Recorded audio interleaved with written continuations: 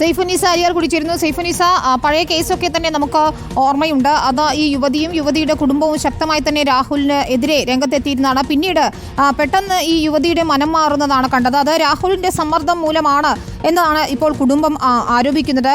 അവരുടെ ആരോഗ്യനില ഇവിടെയുണ്ട്. ആരോഗ്യനില എങ്ങനെയുണ്ട്? യുവതി ഇപ്പോൾ എറണാകുളത്തെ വീട്ടിലുണ്ടെന്നാണ് നമ്മൾ മനസ്സിലാക്കുന്നത്. പോലീസിന്റെ തുടർ നീക്കങ്ങൾ എങ്ങനെയാണ്? വിനീത, ഇന്നലെ രാത്രിയാണ് കോഴിക്കോട് നിന്ന് ഈ എറണാകുളം മാലിങ്കരയിലെ വീട്ടിലേക്ക് യുവതിയുടെ വീട്ടുകാർ കൊണ്ടുവന്നത്. മിനിഞ്ഞാന്ന് രാത്രി ഹോസ്പിറ്റലിൽ എത്തിച്ച ശേഷം 9 മണിയോടെ വീട്ടുകാർക്ക് വിവരം ലഭിക്കുകയായിരുന്നു.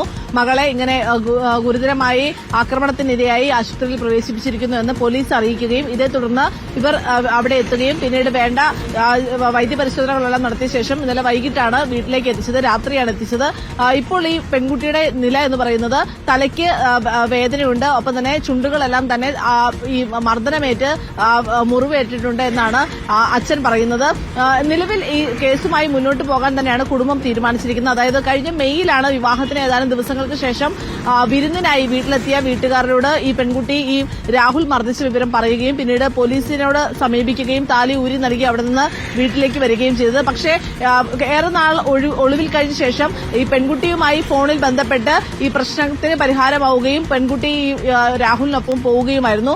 അപ്പോൾ ഈ അച്ഛൻ പറയുന്നത് ഇവർ തമ്മിൽ പരസ്പരം ക്ഷമിച്ച് പ്രശ്നങ്ങൾ പരിഹരിച്ച് മുന്നോട്ട് ജീവിക്കുകയാണെങ്കിൽ ജീവിച്ചോട്ടെ എന്ന് കരുതിയാണ് ഇത്രയും കാലം മകളുമായി മറ്റ്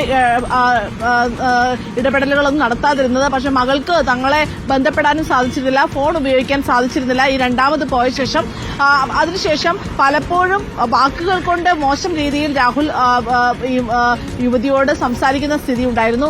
ഇപ്പോൾ ഈ മകൾക്ക് ഏറ്റിരിക്കുന്നത് ക്രൂരമായ മർദ്ദനമാണ്. അതുകൊണ്ട് തന്നെ ഇനി കേസുമായി മുന്നോട്ട് പോകാം, ഇനി രാഹുലുമായി ജീവിക്കാൻ തയ്യാറല്ല എന്നാണ് മകൾ പറയുന്നത്. ഇതിന്റെ അടിസ്ഥാനത്തിൽ ഹൈക്കോടതിയിൽ പുനഃപരിശോധനാ ഹർജി നൽകുകയും ഈ കേസുമായി മുന്നോട്ട് പോകും. അതായത് കഴിഞ്ഞ മാസമാണ് ഈ കേസിൽ തീരുമാനമുണ്ടായി ഹൈക്കോടതി ഇരുവരെയും ഒരുമിച്ച് ജീവിക്കാൻ അനുവദിച്ചത്. എന്തായാലും നിലവിലെ മാറിയ സാഹചര്യത്തിൽ ഇക്കാര്യം ഹൈക്കോടതിയെ ബോധിപ്പിച്ചുകൊണ്ട് മുന്നോട്ട് പോകാനാണ് കുടുംബം തീരുമാനിച്ചിരിക്കുന്നത്. ശരി.